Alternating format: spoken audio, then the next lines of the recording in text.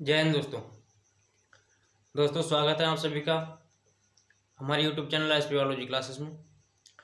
दोस्तों हमने पिछले वीडियो में पढ़ा था कि जो तंत्रिका तंत्र होते हैं वो कितने प्रकार के होते हैं, इन सभी चीज़ों के बारे में जाना था। और उसमें से जो तंत्रिका तंत्र के प्रकार होते हैं उनमें से हमने एक प्रकार को कंप्लीट कर लिया था जिसका नाम था केंद्रीय तंत्रिका तंत्र। ठीक है, इन चीज़ों के बारे में हमने जान लिया था। केंद्रीय तंत्रिका तंत्र में हमारा ब्रेन आता है और स्पाइनल कॉर्ड आता है। ठीक है, यानी कि केंद्रीय तंत्रिका तंत्र जो होता है वो दो भागों से मिलकर बना होता है। एक होता है ब्रेन, दूसरा होता है स्पाइनल कॉर्ड।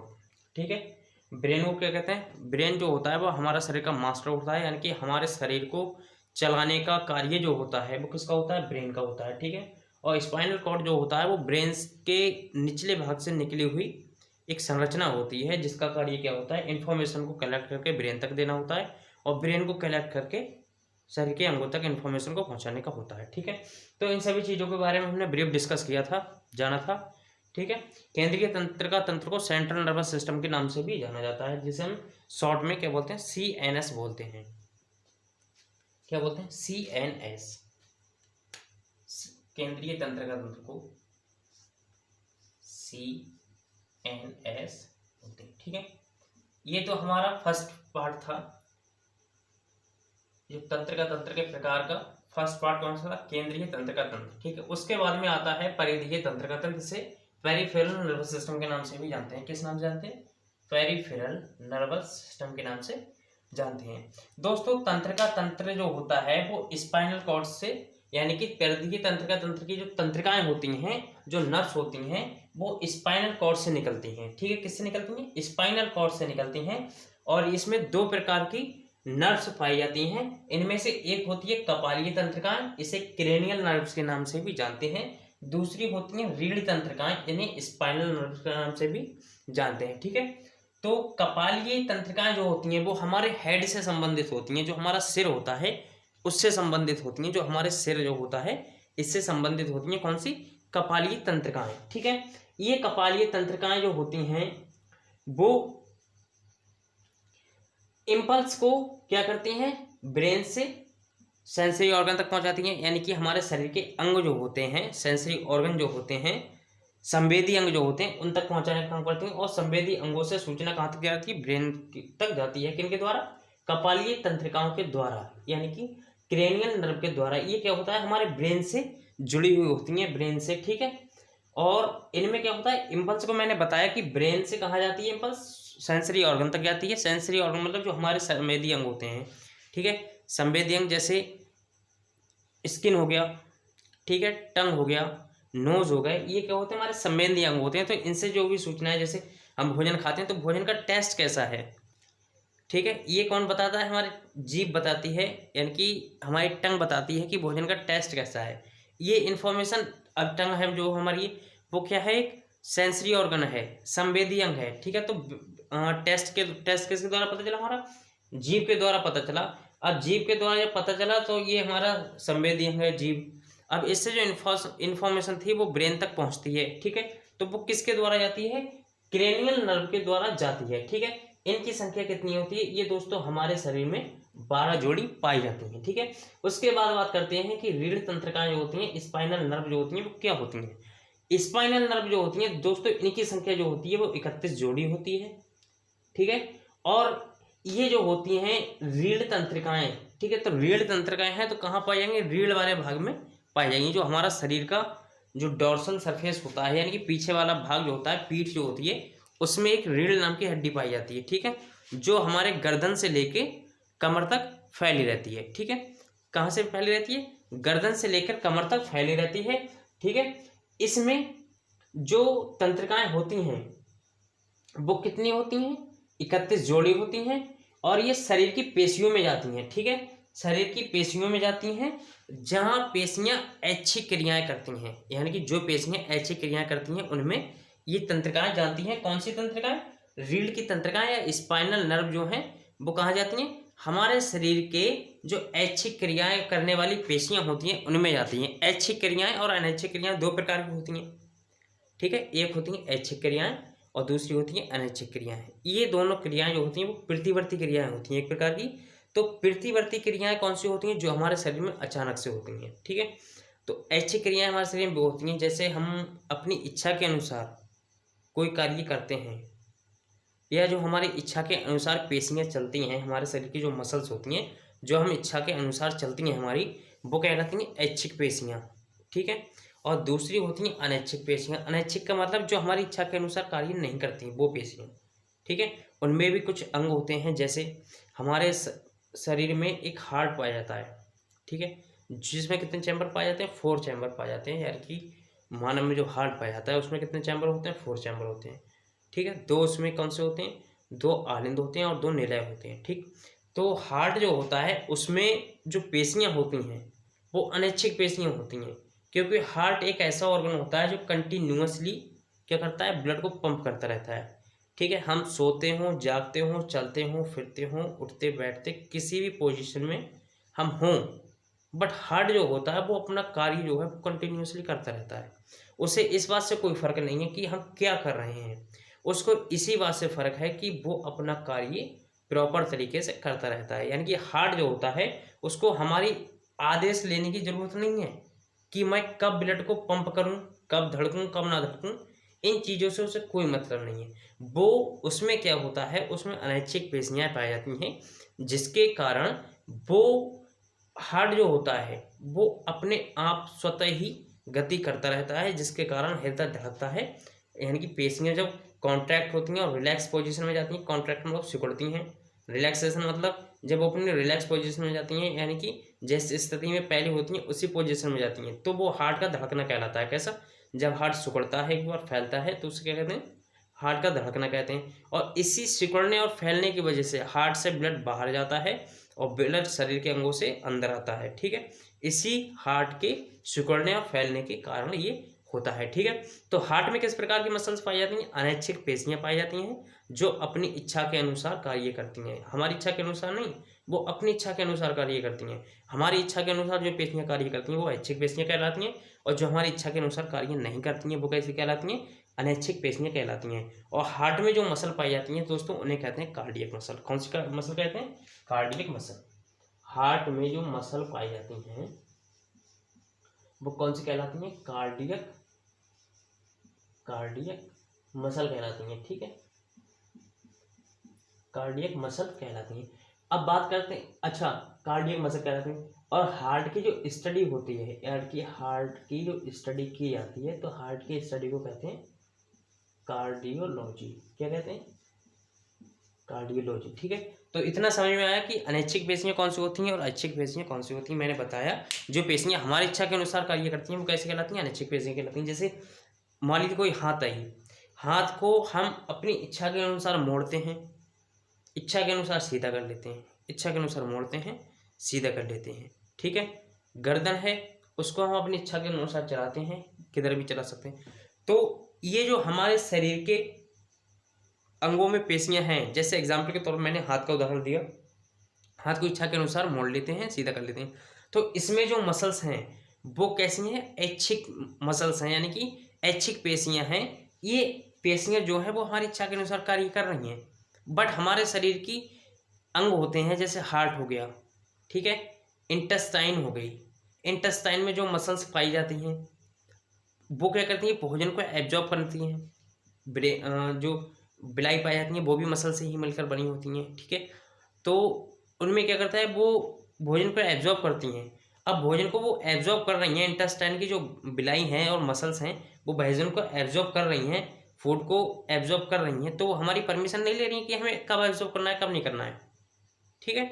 तो क्या होता है, वो अपनी इच्छा के अनुसार भोजन को एब्जॉर्ब कर रही हैं, हमारी परमिशन नहीं देने की जरूरत नहीं है उन्हें, वो अपनी इच्छा के अनुसार भोजन को एब्जॉर्ब कर रही हैं। यानी कि हमारे इच्छा से, मतलब हमारे कंट्रोल से बाहर हैं, हम उन्हें कंट्रोल नहीं कर सकते अपनी इच्छा के अनुसार कि अब तुम भोजन को एब्जॉर्ब करो या मत करो, ठीक है। तो वो हमारी इच्छा के अनुसार कार्य नहीं करती हैं, तो इस प्रकार की पेशियाँ क्या कहलाती हैं?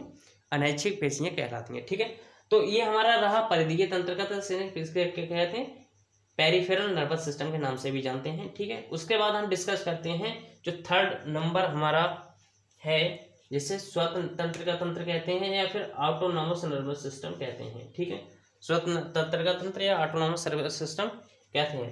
ऑटोनॉमस सर्विस सिस्टम और नर्वस सिस्टम जो होता है दोस्तों, इस प्रकार का तंत्र जो होता है वो अनैच्छिक पेशियों के लिए कार्य करता है। ठीक है, अनैच्छिक पेशियां मैंने आपको एग्जाम्पल के तौर पे बताया अभी, वे पेशियां जो हमारे शरीर में, वे पेशियां जो हमारे शरीर में हमारी इच्छा के अनुसार कार्य नहीं करती, वो अनैच्छिक पेशियां कहलाती हैं। ठीक है, इस प्रकार की पेशियां जो क्रियाएं होती हैं उनको सुचारू रूप से चलाने के लिए हमारा सेंट्रल नर्वस सिस्टम काम करता है, यानी कि हमारा ब्रेन काम करता है। ठीक है, ऑटोनोमस नर्वस सिस्टम होता है, उसमें अनैच्छिक पेशियों को सुचारू रूप से चलाने के लिए या उचित रूप से चलाने के लिए कौन काम करता है? हमारा सेंट्रल नर्वस सिस्टम काम करता है। सेंट्रल नर्वस सिस्टम को केंद्रीय तंत्र का तंत्र कहते हैं, जिसमें हमारा ब्रेन आता है, यानी कि इस प्रकार के नर्वस सिस्टम को चलाने के लिए क्या काम करता है? हमारा ब्रेन काम करता है। ठीक है, ब्रेन कार्य करता है। अब जो ऑटोनोमस नर्वस सिस्टम है, इसको भी दो पार्ट में डिवाइड किया गया है। ठीक है, एक है सिंपैथेटिक नर्वस सिस्टम और दूसरा है पैरासिम्पैथेटिक सिस्टम या सिंपैथेटिक सिस्टम। ठीक है, ये दो प्रकार का होता है और एक दूसरे के ये विपरीत कार्य करते हैं। जैसे सिंपैथेटिक नर्वस सिस्टम है, पैरासिम्पैथेटिक सिस्टम है। ठीक है, ये एक दूसरे के विपरीत कार्य करते हैं। विपरीत कार्य मतलब ये है, जैसे इनमें से सिंपैथेटिक वाला सिस्टम जो है, ठीक है, ये आँख में जो हमारा पुतली होता है आँख का, उसको सिकोड़ने का कार्य करेगा। तो पैरासिम्पैथेटिक क्या होगा? उसको बढ़ाने का कार्य करेगा। देखते हैं कि आँख जो है, जैसे हम कभी कभी जब लाइट ज़्यादा होती है, यानी कि जब दिन का समय होता है, तो हम खूब लाइट जब होती है बाहर, तो उसमें जब हम जाते हैं तो हमारा जो आँख का जो ब्लैक वाला पोर्शन होता है, सही है, ब्लैक वाला पोर्शन होता है, उसके बीच में भी एक ब्लैक डाउट होता है, वो अंधेरे में जाने पर फैल जाता है और उजाले में जाने पर आकार में छोटा हो जाता है। उसका कारण ये होता है कि इमेज को बनाने के लिए अंधेरे में जाएंगे तो इमेज की ज़्यादा ज़रूरत होगी हमें। इमेज अगर लाइट हमारे आँख में कम जाएगी तो हमें इमेज शो नहीं होगी। इसलिए लाइट को ज़्यादा एब्जॉर्ब करने के लिए जो आँख का बीच में जो ब्लैक वाला पॉइंट होता है वो इंक्रीज हो जाता है, बढ़ जाता है। ठीक है, जब हम ज़्यादा लाइट में चले जाते हैं तो वो छोटा हो जाता है, क्योंकि बाहर आने पर हमें बहुत देरी लाइट मिलती है, हमें बहुत मतलब जितना आपको चाहिए इमेज बनाने के लिए उतनी लाइट मिल जाती है, इसलिए वो छोटा हो जाता है। बट अंधेरे पर जाने पर क्या होता है, उसका आकार जो हो जाता है वो बड़ा हो जाता है, क्योंकि अंधेरे में हमें लाइट की ज़्यादा आवश्यकता होगी, तभी तो हमें कोई चीज़ दिखेगी। लेकिन जो उजाले में जाते हैं तो क्या हो जाता है, हमें वैसे ही बहुत ज़्यादा प्रकाश मिल जाता है, तो इसकी वजह से क्या हो जाता है, आपकी जो ब्लैक वाला पोर्शन होता है वो कैसा होता है, सिकुड़कर छोटा हो जाता है। और जबकि अंधेरे में जाते हैं तो वो कैसा हो जाता है, आकार में बड़ा हो जाता है। ठीक है, क्योंकि हमें अंधेरे में ज़्यादा प्रकाश की आवश्यकता होती है, तभी तो हम चीज़ों को देख पाएंगे, नहीं तो नहीं देख पाएंगे। ठीक है, इसलिए ये मैंने बताया कि सिंपैथेटिक सिस्टम जो होता है और पैरासिम्पैथेटिक जो सिस्टम होता है एक दूसरे का अपोजिट कार्य करते हैं। अगर ये आगे पुतली को क्या कर देगा, छोटा कर देगा, तो दूसरा वाला क्या कर देगा, इसे बढ़ा देगा, या ये वाला छोटा कर देगा तो ये वाला क्या करेगा, बढ़ा देगा। किसी हार्मोन का सीक्रेशन किसी ग्लैंड के द्वारा कम होगा तो दूसरा वाला सिंपैथेटिक सिस्टम क्या होगा, बढ़ा देगा, या पैरासिम्पैथेटिक सिस्टम कम करेगा तो सिंपैथेटिक सिस्टम बढ़ा देगा, सिंपैथेटिक सिस्टम कम करेगा तो पैरासिम्पैथेटिक सिस्टम बढ़ा देगा।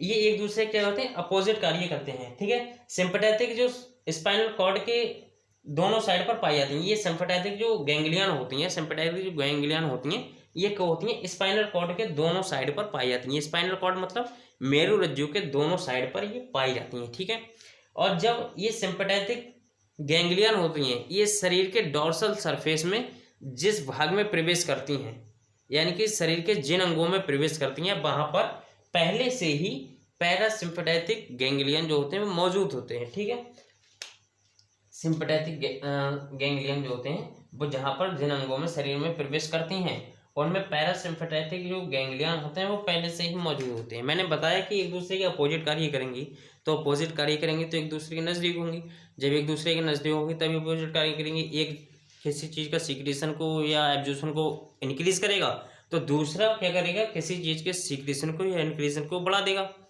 ठीक है, एक कम करेगा तो एक ज़्यादा करेगा। ठीक है, जैसे कोई ग्लैंड है, सलाइवरी ग्लैंड है मान लिया, तो सलाइवरी ग्लैंड क्या कर रही है, सलाइवा को एक ज़्यादा अमाउंट में निकाल रही है, कहने का मतलब फिक्स अमाउंट में निकाल रही है, तो दूसरा क्या करेगा, उसको कम अमाउंट में निकालने के लिए मैसेज देगा कि अब भाई बहुत हो गया, थोड़ी कम अमाउंट में सलाइवे को निकालो, ठीक है। तो इस प्रकार से क्या करती हैं, एक दूसरे के अपोजिट कार्य करती हैं, ठीक है। तो इन चीज़ों के बारे में हमने ब्रीफ डिस्कस किया, उसके बारे में जाना कि ऑटोनोमस नर्वस सिस्टम क्या होता है, पेरिफेरल नर्वस सिस्टम क्या होता है। उससे पहले हमने सेंट्रल नर्वस सिस्टम को अच्छी तरह से जान लिया था, ठीक है। तो इन चीज़ों के बारे में हमने ब्रीफ डिस्कस किया। उसके बाद में दोस्तों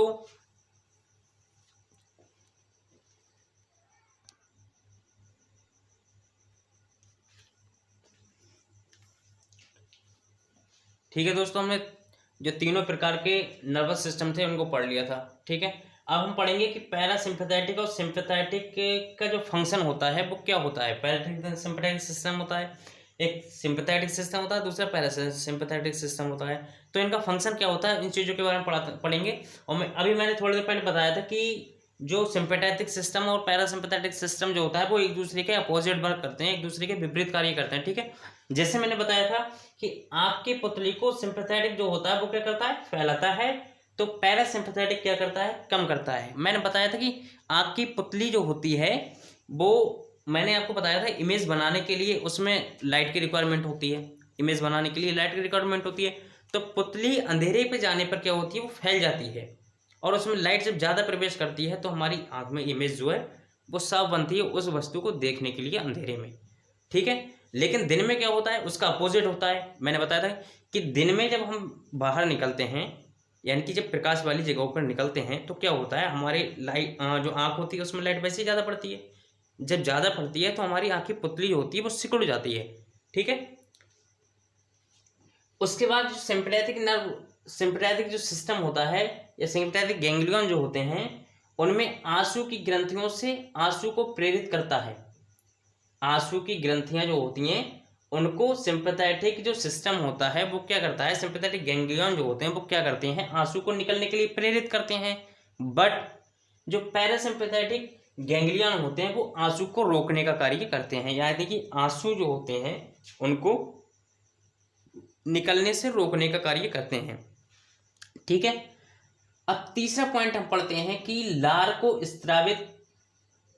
लार के स्रावण को कम करता है। जो सलाइवरी ग्लैंड होती हैं, जो सलाइवरी ग्लैंड से जो सलाइवा निकलता है हमारे माउथ में, ठीक है। कभी कभी ऐसा होता है जब हम हमारी जो कोई फेवरेट चीज़ होती है उसको हम मन में सोचें या फिर देखें तो देख लें, और उस टाइम पे हम खा नहीं रहे हों, तो हमारे मुंह में क्या होता है, पानी निकल के आता है, एक प्रकार का लार निकल के आता है, ठीक है। और यही लार जब भी निकलता है, जब हम भोजन को चबाते होते हैं, तो हमारे जो माउथ में ग्रंथियाँ उपस्थित होती हैं, लार ग्रंथियाँ उपस्थित होती हैं, उससे क्या निकलता है, सलाइवा निकलता है, लार निकलता है। ये लार क्या होता है, भोजन में मिक्स हो जाता है, और भोजन में मिक्स होने के बाद में भोजन को चिकना बनाता है। भोजन को चिकना बनाने के साथ साथ में क्या होता है, भोजन में जो कार्बोहाइड्रेट होता है उसको डाइजेस्ट करता है, क्योंकि लार में टाइलिन एंजाइम पाया जाता है। तो टाइलिन एंजाइम क्या करता है, फूड को डाइजेशन में हेल्प करता है, फूड को चिकना बनाता है। यानी कि लार जब भोजन में मिक्स हो जाता है तो भोजन हमारा कैसा हो जाता है, चिकना हो जाता है। यह भोजन हमें निकलने में आसानी होती है, ठीक है। भोजन निकलने में आसानी होती है, ठीक है। और दूसरा चीज़, भोजन में जो कार्बोहाइड्रेट उपस्थित होता है उसका डाइजेशन भी होता है। अब बात करते हैं कि मैंने बताया कि लार ग्रंथियाँ होती हैं, उनसे लार को निकलने में, लार के जो निकलना होता है उसको कम करता है। और दूसरा जो पैरासिम्पैथेटिक होता है वो क्या करता है, लार के स्रावण को बढ़ाता है, यानी कि लार की जो निकलने की मात्रा होती है उसको बढ़ाने का काम किसका होता है, पैरासिम्पैथेटिक नर्वस सिस्टम का होता है, या पैरासिम्पैथेटिक सिस्टम का होता है, या पैरासिम्पैथेटिक गैंग्लियन का होता है, ठीक है। उसके बाद आते हैं कि श्वसन दर, हृदय दर तथा बीपी को बढ़ाता है कौन, सिंपैथेटिक सिस्टम जो होता है, सिंपैथेटिक गैंग्लियन जो होते हैं ये क्या करते हैं, हमारे शरीर में श्वसन की दर जो होती है, या फिर बीपी जो होता है, या हार्ट के धड़कने की दर जो होती है उसको बढ़ाने का काम किसका होता है, सिंपैथेटिक सिस्टम का होता है, सिंपैथेटिक गैंग्लियन का होता है। ये क्या करते हैं, सीधी सीधी बात है, जब हमारा हृदय जो होगा, हमारा हार्ट जो होगा वो तेजी से ब्लड को पंप करेगा तो हमारा ब्लड प्रेशर कैसा होगा, बढ़ेगा।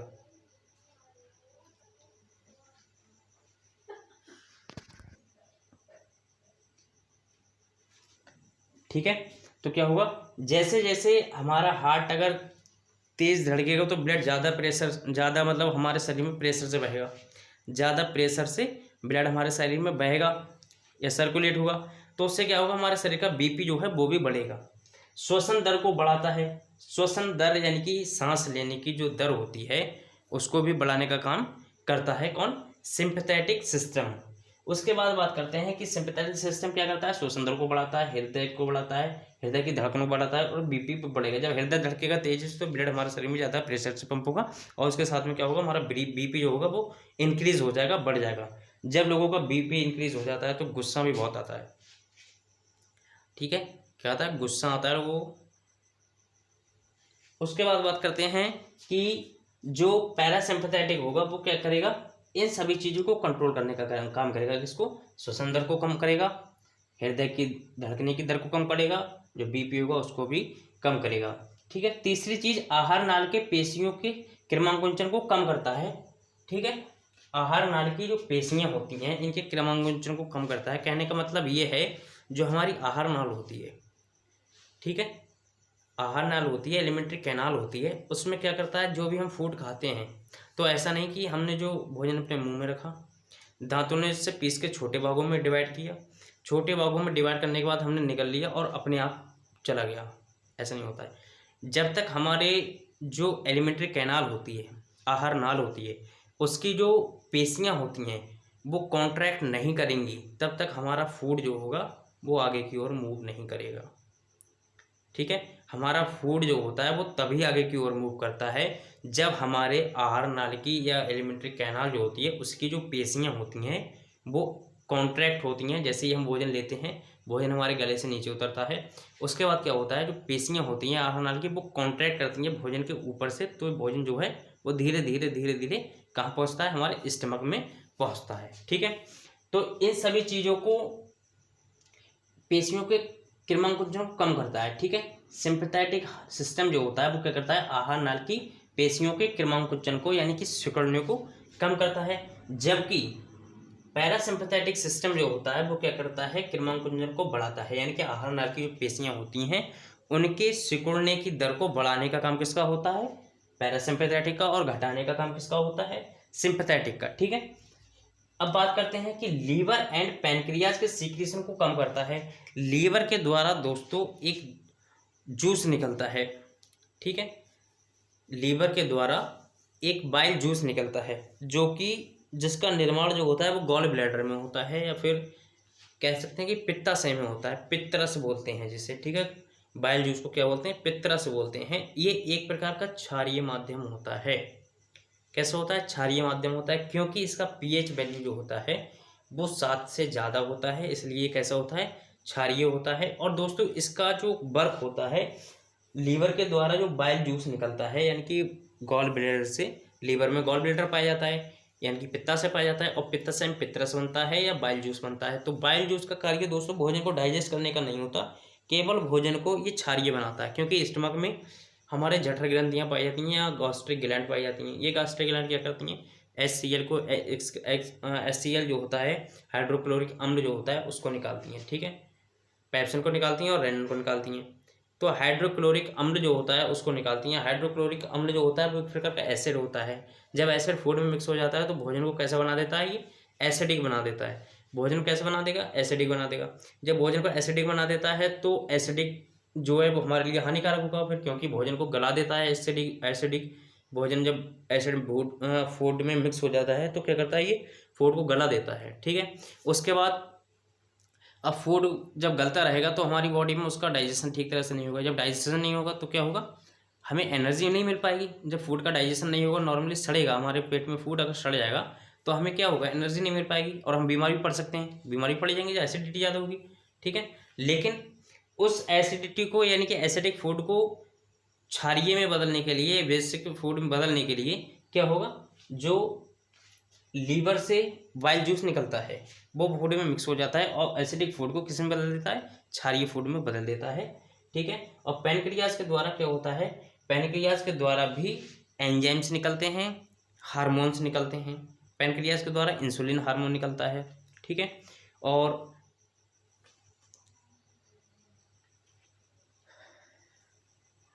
लाइपेज, अमाइलेज और ट्रिप्सिन, ये एंजाइम किसके द्वारा निकलते हैं, पैनक्रियाज के द्वारा निकलते हैं, ठीक है। तो इनके सीक्रेशन को ये क्या करता है, सिंपैथेटिक सिस्टम जो होता है इनके निकलने की दर को क्या करता है, कम करता है, जबकि पैरासिम्पैथेटिक जो होता है इनके निकलने की दर को बढ़ाता है। किस किस की, बाइल जूस की, और इंसुलिन हार्मोन की, और जो लाइपेज एंजाइम है, अमाइलेज है, और क्या कहते हैं, ट्रिप्सिन है, इनके दर को क्या करता है, पैरासिम्पैथेटिक जो होता है वो बढ़ाता है, ठीक है। अब बात करते हैं कि मूत्राशय की पेशियों को फैलाता है। मूत्राशय की जो पेशियां होती हैं, यूरिनरी ब्लैडर जो होता है उसकी जो मसल्स होती हैं उनको फैलाने का काम किसका होता है, सिंपैथेटिक का होता है, ठीक है। पैरासिम्पैथेटिक का काम क्या होगा, तो इसको सिकोड़ने का, यानी कि जो यूरिनरी ब्लैडर है उसकी पेशियों को सिकोड़ने का वर्क किसका होगा, पैरासिम्पैथेटिक का, ठीक है। अब बाल की जो पेशियां होती हैं उनको सिकोड़कर, जैसे हमारा शरीर देखा होगा ठंड के दिनों में क्या होता है, अगर कपड़े ज़्यादा ना पहनो तो ठंड बहुत लगता है। जब ठंड ज़्यादा लगता है तो क्या होगा, बाल का, शरीर का जो रुआं होगा, यानी कि बाल जो हमारे शरीर पर छोटे छोटे बाल पाए जाते हैं, ये कैसे हो जाते हैं, खड़े हो जाते हैं। देखना ध्यान से, बिल्कुल खड़े हो जाते हैं, ऐसे सुई की तरह, जैसे सुई होती है उस तरह से खड़े हो जाते हैं। तो ये किसके कारण होता है, ये सिंपैथेटिक सिस्टम के कारण होता है। किसके कारण होता है, सिंपैथेटिक सिस्टम के कारण होता है। जब ठंड लगती है, कपकपी बनती है, तो क्या होता है, शरीर के बाल जो होते हैं वो खड़े हो जाते हैं। क्यों, क्योंकि उनकी जो मसल्स होती हैं वो क्या होती हैं, कॉन्ट्रैक्ट होता है। कैसे होती है, कॉन्ट्रैक्ट होती हैं। जब कॉन्ट्रैक्ट होंगी तो क्या होगा, बाल खड़ा हो जाएगा, ठीक है। हेयर जो होंगे वो खड़े हो जाएंगे। अब वही मसल जब रिलैक्स पोजीशन में आएंगी, ढीली होंगी, तो क्या होंगे, बाल अपनी उसी पोजीशन में आएंगे, बाल गिर जाएंगे, ठीक है। तो सिंपैथेटिक जो होते हैं वो क्या करते हैं, बालों को खड़ा करते हैं। क्यों, क्योंकि जब पेशियां कॉन्ट्रैक्ट होंगी, सिकुड़ेंगी, तो कैसे हो जाएंगे, बाल खड़े हो जाएंगे। अब पैरासिम्पैथेटिक क्या करेंगे, बालों को गिराने का काम करते हैं। कहने का मतलब ये है, जब पेशियां कैसी थी, जब पेशियां अपनी पहले वाली पोजीशन में आएंगी, यानी कि रिलैक्स पोजीशन में आ जाएंगी, तो बाल कैसे हो जाएंगे, गिर जाएंगे। रिलैक्स का मतलब जब किसी चीज़ को हम टाइट करके पकड़ लें, ये अभी मार्कर है जैसे, ठीक है। अगर ये मैंने अभी ढीला करके पकड़ा हुआ है, अगर मैं इसको टाइट करके ऐसे थोड़ा सा बल लगा के ऐसे करके पकड़ूँ तो ये कैसे होगा, स्ट्रेट हो जाएगा। अब मैं उसको फिर से ढीला कर दूँ तो कैसा हो जाएगा, ये फिर उसी पोजीशन में आया, गिर जाएगा, ठीक है। अगर मैं इस पर उंगली पे थोड़ा बल लगा दूँ तो कैसा हो जाएगा, ये ऐसे, ठीक है। सेम बालों की पोजीशन होगी। तो ये बाल का मसल है, मान लीजिए ये मसल है, ठीक है, ये हेयर है। अगर इसको पहले ये गिरा हुआ था, ठीक है, अब ठंड पड़ेगी तो क्या होगा, मसल कॉन्ट्रैक्ट होंगी, ठंड के समय में क्या होगी, कॉन्ट्रैक्ट होंगी। जब कॉन्ट्रैक्ट होंगी तो बाल कैसा हो जाएगा, खड़ा हो जाएगा, ठीक है। अब ज़्यादा कपड़ा पहन लेंगे तो हमें थोड़ा थोड़ा गर्मी लगने लगेगा, ठीक है। तो क्या होगा, उसकी वजह से जब मसल अपनी पहले वाली पोजीशन में हो जाएंगी तो बाल कैसा हो जाएगा, फिर गिर जाएगा, ठीक है। इसी प्रकार से क्या होता है, बाल जो होते हैं वो हमारे शरीर में खड़े हो जाते हैं, और इसी प्रकार क्या होता है, बाल जो होते हैं हमारे शरीर में गिर जाते हैं। गिरते किसके कारण हैं, पैरासिम्पैथेटिक के कारण, और खड़े किसके कारण होते हैं, सिंपैथेटिक के कारण। दोस्तों यही हमारा आज का टॉपिक था, ठीक है। तो हमने नर्वस सिस्टम को पढ़ लिया ठीक तरह से, और उसके बाद में उसके जान लिया कि ऑटोनोमस नर्वस सिस्टम होता है वो किस प्रकार से हमारे शरीर में वर्क करता है, और किस प्रकार से शरीर की जो क्रियाएं होती हैं उनको कंट्रोल करता है, ठीक है। इन सभी चीज़ों के बारे में हमने ब्रीफ डिस्कस किया। उसके बाद में दोस्तों पढ़ते हैं, नेक्स्ट डे में पढ़ेंगे हम कि जो रिफ्लेक्स एक्शन होता है, प्रतिवर्ती क्रियाएं होती हैं वो क्या होती हैं हमारे शरीर में, ठीक है। इन चीज़ों के बारे में जानेंगे, ब्रीफ डिस्कस करेंगे। मिलते हैं नेक्स्ट वीडियो में, तब तक के लिए धन्यवाद।